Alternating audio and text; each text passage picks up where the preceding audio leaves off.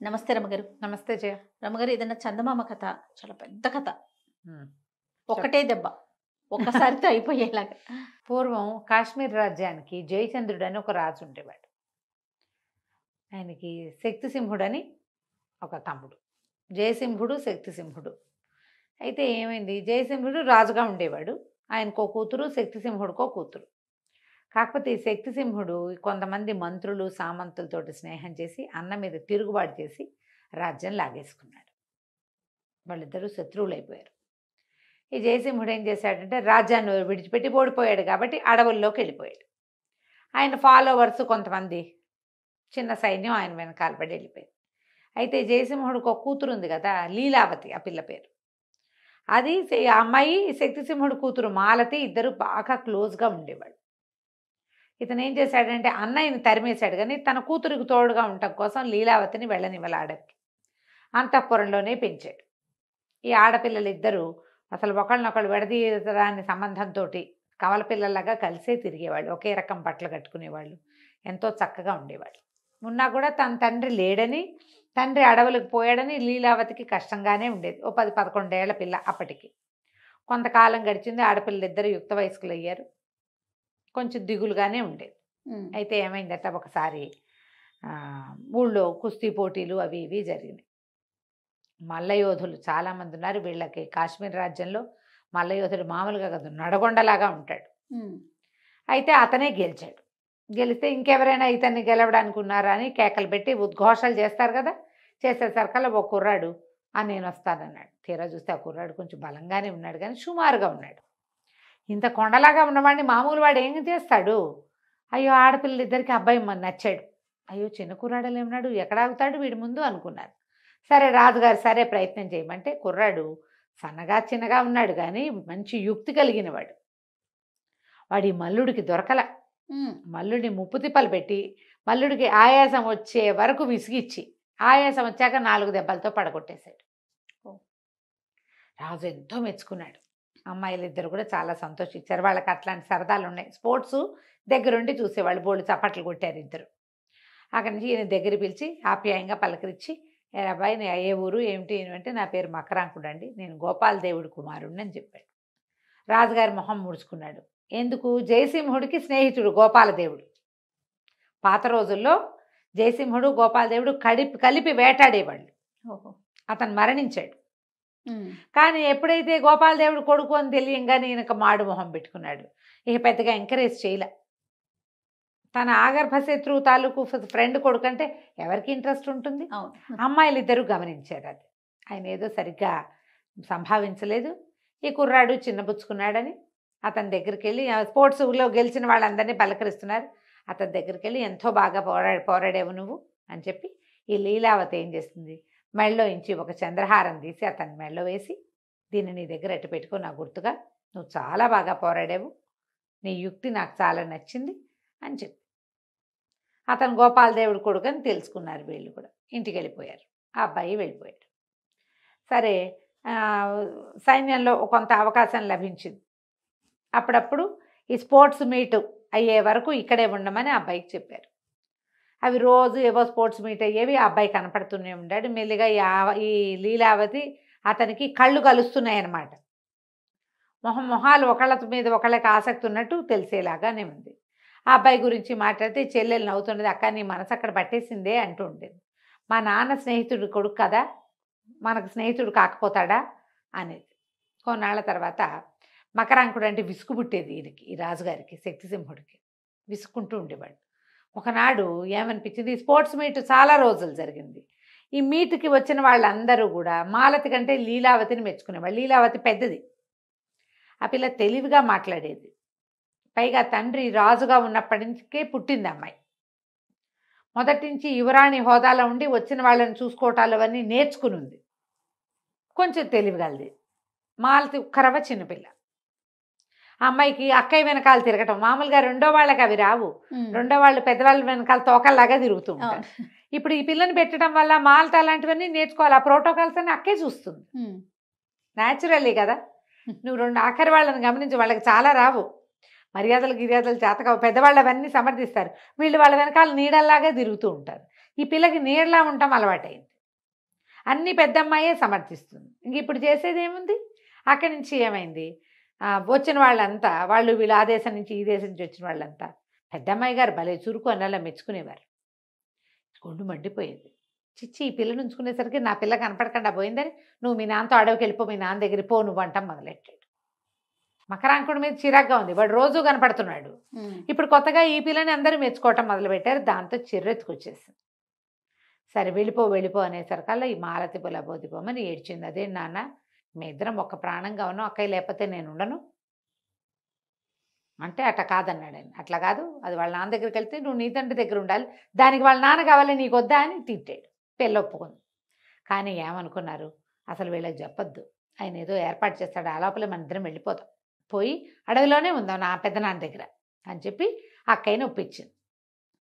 ఆ అమ్మాయికి తండ్రి దగ్గరికి వెళ్ళాలని ఉంది లీలావతికి, కానీ మాలతిని వదిలిపెట్టడం మీద పెద్ద ఆసక్తి లేదు.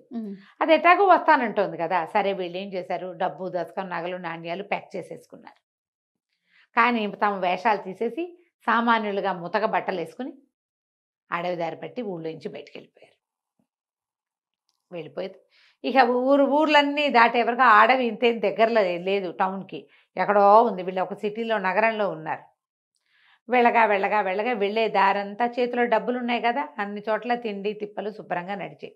వీళ్ళు ఏం ప్లాన్ చేసుకున్నారు, ఇట్లా ఆడపిల్లల్లాగా వెళ్తే ఇబ్బంది అవుతుంది, నేను నీకంటే పెద్దదాన్ని, కొంచెం గైరుగా పెద్ద పిల్లగా కనపడతా కాబట్టి నేను మగ వేషం వేసుకుంటా, నువ్వు చెల్లెలు వేషం వేయమంది. చెల్లెల్ని ఎట్లాగూ చెల్లెలకు అలవాటే, అది చెల్లిగానే ఉంటుంది. ఈ మగపిల్లాడి వేషం వేసుకుంది లీలావతి. ఓ పల్లెటూరి అన్న చెల్లెలు ఇవే వేషాలతో అన్ని ఊళ్ళలోనూ తిండి తిప్పలు చూసుకుని అడవి దగ్గరికి వెళ్ళేసరికి వాళ్ళ వల్ల అక్కడ ఏమీ లభించలే. వీళ్ళకి చెట్లు ఎక్కటాలు రాదు, తేనె పిండుకోవటం రాదు, దుంపలు కాల్చుకోవటం రాదు, పొయ్యి వెలిగించడం రాదు, ఏమీ రావు. అడవి లోపలికి వెళ్ళి కొద్దీ వెతుక్కోవాలి, వాళ్ళు ఎక్కడున్నారో తెలియదు. అవి ఎన్ని రోజులు పడతాయో తిండి తిప్పలు.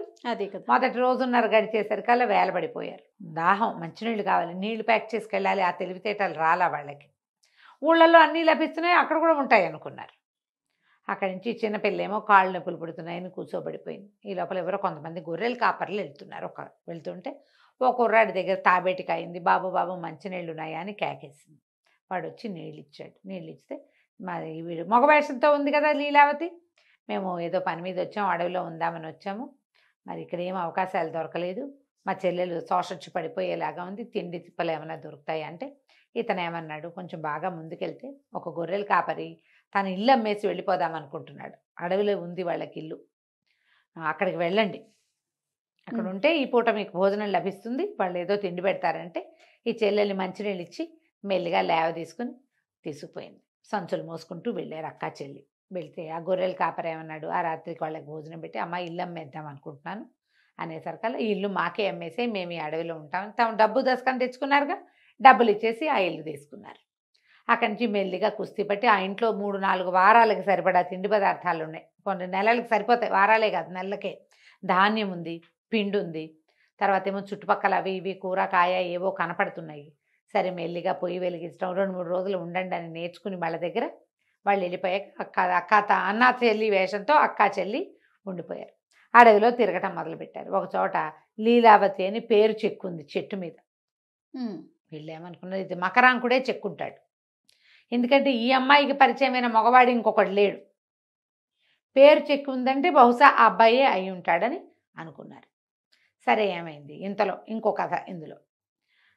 ఈ మకరాంకుడు ఎవరు, గోపాలదేవుడు అనే ఒక రాజ సామంతుని కుమారుడు. అతను కొంచెం చిన్నపిల్లాడిగా ఉండగానే తండ్రి చనిపోతే ఒక ఏజ్ వచ్చాక వాళ్ళ అన్నయ్య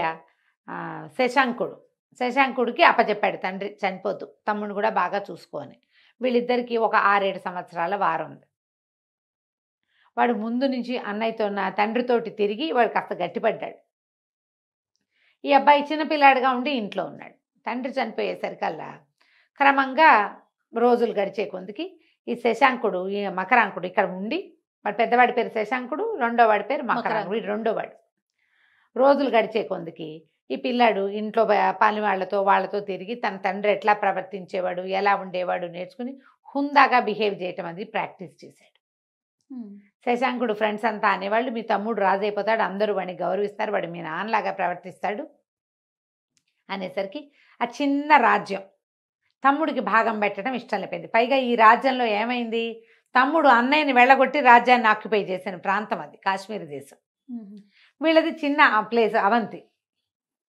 ఏం జరుగుతుంది, రేపొద్దున వీడిని ఇటాకే హుందాగా బాగున్నాడు అంటే రేపొద్దున వాడు రాజయ్య కూర్చుంటే వీడిని పెంచిన నేనేమవ్వాలి? ముందు నుంచి నేనే కదా వీడిని చూశాను. నాన్నకి బాగుండనప్పటి నుంచి తమ్ముడు సంగతి నేనే చూశాను. దాంతో ఏం చేశాడు, వాళ్ళ తమ్ముడిని వీడిని ఎట్లాగైనా అడ్డు తప్పించాలని స్నేహితులు బాగా రెచ్చగొట్టారు. అన్నదమ్ముల్లో ఇలాంటి వ్యవహారాలు నడుస్తాయి, రాజ్యాల దగ్గర మరీ కుదురుతాయి. వాళ్ళు ఏమన్నారంటే, కాశ్మీర్ రాజ్యంలో స్పోర్ట్స్ మీట్ అవుతోంది, అక్కడ మల్ల యుద్ధం ఉంది, మీ తమ్ముడికి ఎలాగో మల్ల యుద్ధం అంటే ఇష్టము, అక్కడికి పంపించావంటే వాళ్ళ మల్లుడు వాడు నడగొండలాగా ఉంటాడు, పిల్లాన్ని పీక వేసి చంపేస్తాడు, పైగా ఎందుకు పనికి రాకుండా చేస్తాడు, చచ్చిపోతే అక్కడికి పంపించమని అక్కడికి ఎంకరేజ్ చేసేసరికల్లా వెళ్ళు స్పోర్ట్స్ మీట్కి వెళ్ళు, నువ్వు మన ఊరిని రిప్రజెంటేట్ చేయని తమ్ముడిని తోసాడు. ఆ తమ్ముడు అక్కడికి వెళ్తుంటే మధ్యదారిలో ఎవరో కనపడి హాత్తేరి నిన్ను చంపడానికే ప్లాన్ చేశారా అనేసరికి చాలా కష్టంతో వచ్చింది. ఏమిటి మా అన్నయ్యకి ఇలా వచ్చి పుట్టింది, సరే ఏదో చచ్చేపోదాంలే పోని, అక్కడ ఏదో పేరు తెచ్చుకుని గోపాలదేవుడి కొడుకు బాగా పోరాడాడని పేరు తెచ్చుకుని చచ్చిపోదామని వచ్చాడు. కానీ ఇక్కడ గెలిచాడు. ఈ గెలిచిన తర్వాత ఏమైంది, రాజుగారి 4 రోజులు కూడా సరిగ్గా చూడలేదు తాన్ని. మళ్ళీ వెనక్కి వెళ్ళేసరికల్లా గెలిచి ఇంటికి వచ్చేసరికల్లా శశాంకుడికి భయం వేసింది. అమ్మో వీడు వాణ్ణి కూడా గెలిచాడంటే మన కొంప ముంచేస్తాడని ఒకనాటి రాత్రి తమ్ముడున్న గదికి నిప్పు పెట్టిద్దాం అనుకున్నాడు. ఈ నౌకర్లలో ఉన్న ఒక ముసలివాడు అది గమనించి, బాబు ఇల్లు నిప్పు పెట్టేలాగా ఉన్నారు, నువ్వు పారిపోదు కానీ పద, నిన్ను ఎక్కడి నుంచో ఏదో పక్క నుంచి సందు నుంచి తీసుకుపోతానని ఈ కుర్రాన్ని వెంబడి పెట్టుకుని ఏదో పిచ్చి సందులోకి, పాడుబడిన ఇళ్ల సందులోకి తీసుకుపోయి కుర్రాన్ని దాటిచ్చేశాడు. అటు గది తగలబడిపోయింది కానీ మకరాంకుడు తప్పించుకున్నాడు. ఆ తప్పించుకున్న మకరాంకుడు అడవిలోకి చేరాడు. వీళ్ళ దగ్గర ఏమీ లేవు, రాత్రికి రాత్రి పారిపోయారు. కాయ కసురు తిన్నారు, సరిపోలా ఆహారం. ఇక నడవగా ఈ ముసలివాడు నౌకరు తీసుకొచ్చాడు కదా, వాడి వేళ పట్టును ఇంత తింటారు, పెద్ద వయసు వచ్చేసరికి ఎక్కువ తినలేరు, వేళ తప్పి ఉండలేరు. ఎక్కడో కళ్ళు తిరిగి పడిపోయేసరికల్లా ఈ మకరాంకుడు ఏం చేశాడు, నువ్వు ఇక్కడే పడుకో, నేను ఏమైనా నీళ్లు తిండి దొరుకుతుందేమో చూస్తానని మొత్తం వెతకడానికి వెళ్ళాడు. ఈ వెళ్ళి ఎక్కడికి వెళ్ళాడు, పాతరాజైన జయసింహుడు ఉన్న ప్రాంతానికి వెళ్ళాడు. అక్కడ వాళ్ళు ఒక 4-5 ఆశ్రమాలు లాంటివి, ఒక పర్ణశాల లాంటివి కట్టుకున్నారు. అప్పుడే వంట చేసుకున్నారు. ఆయన చూడడానికి వచ్చిన వాళ్ళు కొంతమంది ఉన్నారు, ఆయన ఆశ్రితులు కొంతమంది ఉన్నారు. వాళ్ళు అక్కడ వంట చేసుకుని తింటున్నారు. ఆ వంట చూడగానే మకరాంకుడు ఏమన్నాడు, కత్తిపుచ్చుకుని ఎవరైనా సరే ఆహారం ముట్టుకుంటే చంపేస్తాను, ఈ ఆహారం అంతా నాకు కావాలన్నాడు. అనేసరికి జయసింహుడు ఆశ్చర్యపోయి, ఎందుకు నాయన అంత కంగారు పడతావు, నీకు కావాలంటే తిను, ఆకలిస్తే తిను, దానికి ఎవరినైనా చంపడం కొట్టడం ఎందుకు, కావాలంటే ఇంకా కొంచెం వండించుకుందాం, మళ్ళీ వండుకుందాం, వాళ్ళంత ఆహార పదార్థాలని మనకు వచ్చిన భయం ఏమీ లేదని ఓదార్చాడు. దాంతో ఈ మకరాంకుడు సిగ్గుపడి, క్షమించండి, నేను కూడా జంతువులాగా ప్రవర్తిస్తున్నాను, ఆకలితోటి 3 రోజులు అయిపోయింది మేము అన్నం తిని, నాకంటే ముందు నా పనివాడు పాపం ముసలివాడు, వాడి వల్ల అయ్యేలాగా లేదు, కొంచెం ఆహారం ఇచ్చారంటే అతనికి ఇస్తానన్నాడు. సరే ఈయన కుర్రాన్ని కూర్చోబెట్టి భోజనం పెట్టి కొంచెం ఫుడ్ ప్యాక్ చేసి ఇచ్చాడు. మంచినీళ్ళు కించినీళ్ళు ఇచ్చి ఎవరో మంచి సాయం పంపిస్తే ఆ ముసలి నౌకరికి కూడా అన్నం పెట్టి కాస్త వాడిని గోపికి తెచ్చాక వచ్చేసి ఈ పటాలం దగ్గరకు వచ్చాక ఆయన అడిగాడు, ఎవరి తాలూకు ఏంటంటే గోపాలదేవుడి 2వ కుమారుడు అనగానే ఆయన ఆశ్చర్యపోయాడు. అదేమిటో నేను చూసినప్పుడే అనుకున్నా, చూసిన మొహంలాగా ఉందని, మీ నాన్న నాకు చాలా స్నేహితుడు, మేమిద్దరం ఈ అడవిలో ఎన్నేళ్ళో వేటాడేమో, ఏమైంది ఏమిటి అంటే మా అన్నయ్య ఇట్లా చేశాడండి, పారిపోయి ఇచ్చాను అన్నాడు. తనని తమ్ముడు ఎట్లా చేశాడో తిండి అన్నయ్య. దాంతో ఆయన బాబు నా దగ్గరే ఉండు అని కుర్రాన్ని తన దగ్గరే ఉంచుకున్నాడు. ఈ అడవిలో తిరిగే క్రమంలో ఆ మకరాంకుడు ఇక్కడ చెట్టు మీద లీలావతి పేరు చెక్కాడు. ఈ అమ్మాయిలు అడవంతా వెతుకుతున్నారు కానీ ఆ జయసింహుడు ఎక్కడున్నాడో పట్టుకోలేకపోయారు. రోజు కాస్త దూరం వెతుక్కుంటూ వెళ్ళేవాళ్ళు. అక్కడి నుంచి ఈ నీలావతి వేషం మార్చుకుందిగా, తన పేరేమో పుష్కరుడు, మాలతి పేరేమో లక్ష్మి అని పెట్టుకుంది. ఈ పుష్కరుడి వేషంలోనే ఈ అమ్మాయి రోజు తిరిగేది, మగ వేషం కాబట్టి ఇబ్బంది లేదు. అడవిలో తిరుగుతుంటే ఒకనాడు మకరాంకుడు ఎదురుపడితే మాట్లాడుకున్నారు. మకరాంకుడు మెళ్ళో తనిచ్చిన చంద్రహారం ఉండడానికి గమనించి వీడు తన మీద మనసు పెట్టుకునే ఉన్నాడని, ఇతనే అక్కడ లీలావతి పేరు చెక్కాడని నిర్ధారణ చేసుకుంది. ఆ అమ్మాయికి ఇతని మీద ఇంట్రెస్ట్ ఉంది. ఎప్పుడైనా ఒకటి మీద ఇంట్రెస్ట్ వెళ్తే సంవత్సరం తర్వాత అయినా వాళ్ళని గుర్తుపడతారు, అంత తొందరగా మర్చిపోరు కదా. సరే మాట్లాడుకున్నారు. కానీ అతనికి లీలావతి పోలికలు ఉన్నాయి ఈ అబ్బాయికి అని తెలిసింది. కానీ ఇదే లీలావతి అయి ఉంటుందని అనుకోవాలి. ఎందుకంటే లీలావతి అమ్మాయి మొదటి నుంచి కూడా మొరటుగా కనపడ్డము, తర్వాత ఏమో మాటలు యాస మార్చేసుకుంది. స్వీట్ వాయిస్ కాకుండా బేస్ వాయిస్ తోటే మాట్లాడేది. దాంతో వీళ్ళిద్దరూ ఫ్రెండ్స్ అయ్యారు. 2 సార్లు, ఒకసారి 2 సార్లు కలుసుకున్నారు. కలుసుకున్నాక అతను ఏం చెప్పాడంటే, నేను ఆ లీలావతిని మర్చిపోలేకపోతున్నాను, నా ప్రాణం అంతా ఆ అమ్మాయి మీదే ఉంది, నేనేమో అడవిలో ఉన్నాను, ఆ అమ్మాయి రాజ్యంలో ఉంది, పోనీ ఇక్కడే ఉన్న ఈయన కూతురు కాబట్టి నాకు కుదిరేది, ఇప్పుడు నేనేం చేయగలను, ఆ శక్తిసింహుడు అమ్మాయిని వదులుతాడో వదలడో తెలియదంటే, అయితే ఈ లీలావతి ఏమంది, నువ్వు ప్రేమిస్తున్నానని చెప్పావంటే, ఎక్కడ చెప్పాను, మేమిద్దరం చూసుకుంటూ ఉండేవాళ్ళం అంతేనన్నాడు. అయితే ఓ పని చెయ్యి, నువ్వు మా ఇంటికి రా, మా ఇంట్లో మా చెల్లెలు ఉంది, నేను లీలావతిలాగా నటిస్తా, మా చెల్లితో అంటల్లా నేనే లీలావతిగా నటిస్తాను, అప్పుడు నువ్వు లీలావతితో ఏమేమి చెప్పదలుచుకున్నావో అవన్నీ నాకే చెప్పు, నీకు కూడా కొంచెం మనసులో బరువు తీరినట్టు ఉంటుంది అని చెప్పి ఇంటికి తీసుకెళ్ళింది. అమ్మాయిలు ఇద్దరు ఇతను లీలావతితో మాట్లాడుతుంటే మంచిగా ఎంజాయ్ చేసేవాళ్ళు. లీలావతికి ఎలాగో సరదాగా ఉంది, తనకు కావాలి ఇతను ఎట్లాగైనా, కానీ ఇప్పుడే తన వేషం బయట పెట్టకూడదు. వీళ్ళిద్దరూ బాగా కలుస్తూ ఉండేవాళ్ళు తరచుగా. రమగారు, మనము లీలావతి అండ్ మకరాంకుడు కథ చెప్పుకుంటూ ఉన్నాము, అది కంటిన్యూ చేసేద్దామండి. లీలావతి మాలతి ఇద్దరు అన్నా చెల్లి వేషాలతోటి అడవిలో ఉన్నారు. మకరాంకుడు వాళ్ళకి కనపడ్డాడు. ఈ మకరాంకుడికి మగ వేషంలో ఉన్న లీలావతికి, పుష్కరుడి పేరుతో ఉన్న లీలావతికి ఫ్రెండ్షిప్ కుదిరింది. సరే మాట్లాడుకుంటూ ఒకసారి మకరాంకుడు తను ఇట్లా జయసింహుడి దగ్గర ఉంటున్నానని చెప్పి ఈ పుష్కరుడిని తీసుకుపోయాడు. తీసుకెళ్తే ఈ అమ్మాయి మగవేషం నుండి తండ్రితో మాట్లాడి తండ్రి ఆను పాను అన్నీ తెలుసుకుంది. కానీ ఆ అమ్మాయికి తండ్రి దగ్గర చేరిపోవాలని లేదు ఇమీడియట్గా. ఈ మకరాంకుడికి తనంటే ప్రేమ, ఇతన్ని స్వాధీనం చేసుకోవాలి. ఈ లోపల ఏమైంది, అక్కడ వెళ్ళినప్పుడు ఆయన అడిగాడు, ఏ వంశము, మీ నాన్న ఎవరు, ఏమిటంటే నేను గొప్ప వంశంలోనే పుట్టానండి అని, తండ్రి పేరు మాత్రం చెప్పలేదు. వీళ్ళు తిరుగుతూ ఉండేవాడు మకరాంకుడు వీళ్ళ దగ్గరికి. తిరుగుతూ ఉండి లీలావతితో తను మాట్లాడదలుచుకునేవి, ఆ అమ్మాయి తనకి ఎట్లా గుర్తొచ్చింది, రాత్రి కల్లో ఎలా వచ్చింది, అవన్నీ ఈ పుష్కరుడి వేషంలో ఉన్న లీలావతికే చెప్తూ ఉండేవాడు. అక్క చెల్లి సంతోషంగా సరదా పడుతూ వింటూ ఉండేవాడు. ఒకనాడు ఈ మకరాంకుడు వీళ్ళ దగ్గరికి వస్తానని చెప్పి ఆ రోజు పొద్దునే వస్తూ ఉంటే అతనికి ఒక పొద దగ్గర పడుకుని ఉన్న ఒక మనిషి కనిపించాడు. ఎవడో వేటకు వచ్చినవాడు, ధనుర్బాణాలు పక్కనుండే పడుకుని ఉన్నాడు. పడుకుని ఉంటే ఒక పెద్ద సర్పం ఉంది అతని పక్కన.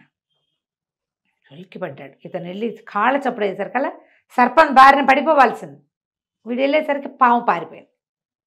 ఇంకొంచెం ముందుకు వెళ్ళేసరికల్లా రెండో పక్క నుంచి ఒక సింహం వాడికేసే చూస్తుంది, పడుకున్న వాడికేసే. సింహం కానీ పులి కానీ కదలని వాటి మీద పడవు, చచ్చిపోయిన వాటి జోలికి వెళ్ళవు. మనుషులు పడుకున్నారనుకో, స్టిల్గా ఉంటే వాళ్ళ జోలికి వెళ్ళవు అవి. వాడు కదిలితేనే, వాడు కదలటం కోసం చూస్తోంది. ఎప్పుడైతే ఈ సింహం చూస్తుందో, అయ్యో పాము నుంచి తప్పించుకుని వీడెవడో సింహం నోట్లో పడేందుకు సిద్ధంగా ఉన్నాడే అని చెప్పి దగ్గరికి వెళ్ళేసరికి వీడికి కనపడింది, వీడు శశాంకుడు, తన అన్నయ్య. ఓహో, ఏ వేటకో వచ్చి ఉంటాడు, దారి తప్పి రాత్రి వెళ్ళలేకపోయాడు ఇంటికి, ఈ చెట్టు కింద పడుకున్నాడు. తెల్లారేసరికి సింహం చేరింది అక్కడ. అక్కడి నుంచి వెళ్ళిపోదామనిపించింది. తన్ని 2 సార్లు చంపేందుకు ప్రయత్నం చేశాడు అన్నయ్య. ఓసారి మల్ల యుద్ధానికి పంపాడు, రెండోసారి ఇంటికి నిప్పు పెట్టే ప్రయత్నం చేశాడు తను పడుకున్న గదికి. వాడిని రక్షించబుద్ధి కాల, కానీ ఒక్క అడుగేస్తే నాన్న గుర్తొచ్చాడు వాడికి. అన్నయ్య మాట విను, అన్నయ్య చెప్పినట్టు ఉండు అని చెప్పాడు. చచ్చిపోతుంటే వదిలిపెట్టచ్చా, వాడు చేస్తే చేశాడు. వాడి చుట్టుపక్కల మాట విని ఆస్తి 2 భాగాలు అవుతుందన్న దురాశకి లోనే చేశాడు. నాకు ఇప్పుడు ఏమీ లేదు, నాకు ఆస్తి వద్దు, స్వాస్తి వద్దు. ఎవడైనా మనిషి ఉన్నా కూడా రక్షించేవాడిని కదా, సొంత అన్నయ్యని నేను చేయొచ్చా ఇట్లా? తప్పనిపించింది. అక్కడి నుంచి సింహాన్ని కొట్టాడు, కర్ర బాణం వేసి. కొట్టేసరికి సింహం వాడి మీదకి దూకింది. ఇద్దరు హోరాహోరీ పోరాడేసరికి అలా ఈ పోరాట శబ్దాలకి, అరుపులకి, కేకలకి శశాంకుడు లేచి కూర్చున్నాడు. లేచి కూర్చుని చూస్తే ఏముంది, సింహంతో తన పక్కనే సింహంతో పోరాడుతున్న తమ్ముడు కనపడ్డాడు. వీటికి తెలిసింది ఆ సింహం తన మీదకి దూకపోతుంటే తమ్ముడు అడ్డం పడుతున్నాడు. సింహం కాస్త చచ్చిపోయింది, కానీ దాన్ని పంజా ఇట్లా భుజాల మీద పీకేసింది మకరాంకుడు. అయితే ఏమైంది, మకరాంకుడు ఇద్దరు కావలించుకున్నారు ఒకళ్ళనొకళ్ళు. శశాంకుడు అన్నాడు, నేను నీకు ఎంత అన్యాయం చేయబోనాను, నువ్వు నన్ను బతికించేసావురా అంటే, ఇది ఒకటే కాదన్నయ్య, నీ మీద పాము కూడా పడిపోయింది, అది తప్పుకుని ఇది పడుతుంటే దీన్ని కొట్టాను అన్నాడు. అన్నాక ఏం చెప్పాడు, నువ్వు ఓ పని చెయ్యి, నేను జయసింహుడి దగ్గరికి వెళ్ళి కట్టు కట్టించుకుంటా, వాళ్ళ దగ్గర మందులునే, వెజ్ ఉన్నాడు అక్కడ వైద్యుడు. నువ్వు ఇట్లా ముందుకెళ్తే ఇట్లా రైతు పల్లెల వైపుకి ఒక గుడిసుంది, ఒక గొర్రెల వాళ్ళ పాకుంది, అందులో పుష్కరుడు అని నా స్నేహితుడు ఉన్నాడు, వాళ్ళ చెల్లెలు కూడా ఉంటుంది. పొద్దున్నే వాళ్ళ ఇంటికి వస్తానని చెప్పాను నేను, వాళ్ళు నా కోసం ఎదురు చూస్తూ ఉంటారు. నువ్వు పోయి అక్కడికి వెళ్ళి నేను రావట్లేదని, నాకు సింహం వల్ల నాకు దెబ్బ తగిలిందని చెప్పు అని చెప్పేసరికల్లా సరే. శశాంకుడు ఏం చేశాడు, శశాంకుడేమో మా లీలావతి మాలతి ఉన్న గుడిసెకు బయలుదేరాడు. మకరాంకుడేమో భుజం సింహం పీకిందిగా, కట్టుకట్టించుకోవడానికి జయసింహుడి దగ్గరికి వెళ్ళిపోయాడు. ఆ గుడిసె దగ్గరికి వెళ్ళిన పుష్కరుడికి వాకిట్లో బిందెతో మంచినీళ్ళు తెస్తున్న లక్ష్మీ రూపంలో ఉన్న మాలతి కనపడింది. ఆ పిల్ల అందానికి మూర్చిపోయాడు వీడు.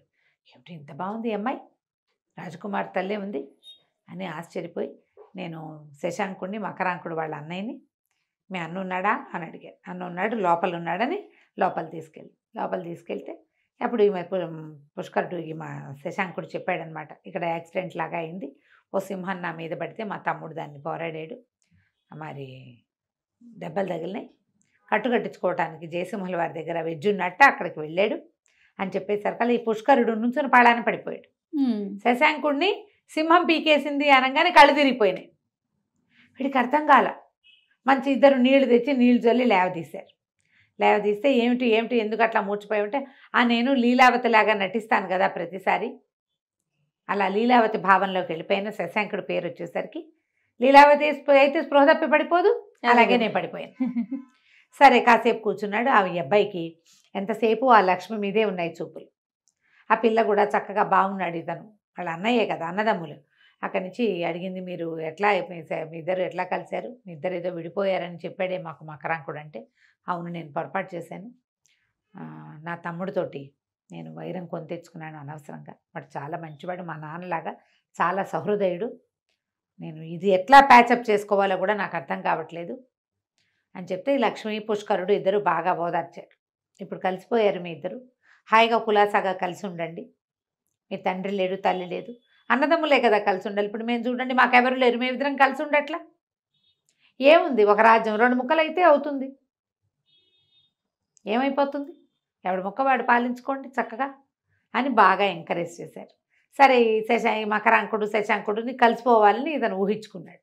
ఇంతలో అక్కడికి వెళ్ళాడు కదా, మళ్ళీ వెనక్కి వెళ్ళిపోయాడు. ఇక్కడ వీళ్ళకి చెప్పి ఓ 2-3 గంటలు వీళ్ళ దగ్గర కూర్చుని మకరాంకుడు కోసం వీళ్ళు వండిన వంటంతా తిని శశాంకుడు జయసింహుడు ఉన్న దీని దగ్గరికి వెళ్ళి తమ్ముడికి చెప్పాడు, ఆ పుష్కరుడు ఏమిటోరా నీకు సింహం పీకిందనగానే కళ్ళు తిరిగి పడిపోయాడు విచిత్రంగా అంటే, అబ్బో ఏం లేదు, అతనికి నేనంటే చాలా ప్రేమ, అది ఇది అని మాట్లాడుకున్నాక శశాంకుడు చెప్పాడు, ఆ లక్ష్మి చాలా నచ్చింది నాకు, అమ్మాయిని పెళ్లి చేసుకోవాలనుకుంటున్నాను అని అడిగేసరికల్లా సరే పెళ్లి చేసుకుందు కానీ ఈ జయసింహుడితోటే చెప్పారు.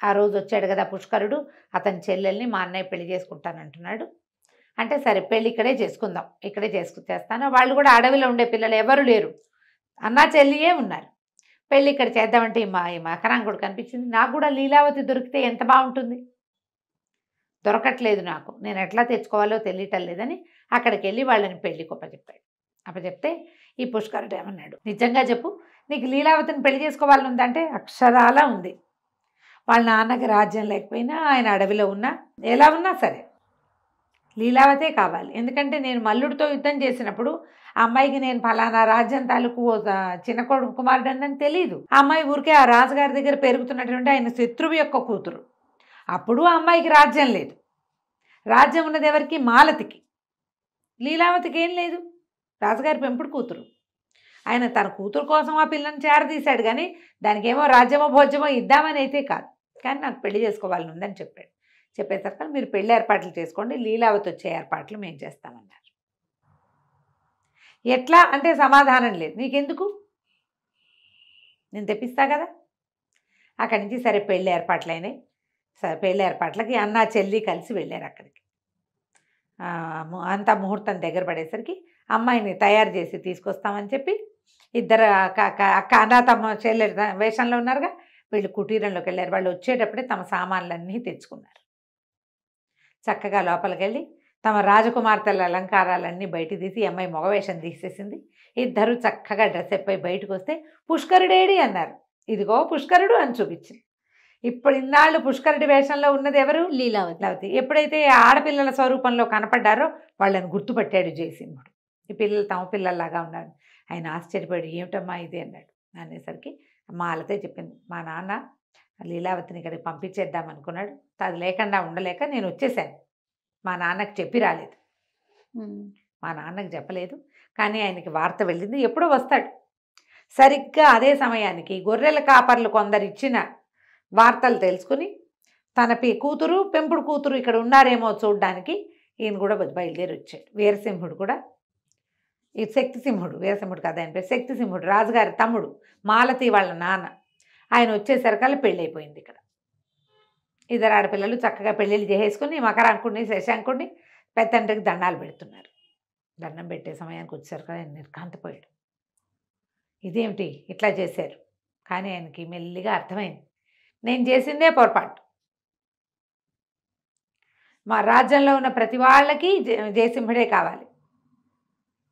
ఆయనే మంచి రాజు, ఆయన కూతురే మంచి పిల్ల. నేను ఎప్పటికీ ప్రజల మనసు గెలవలేకపోయాను.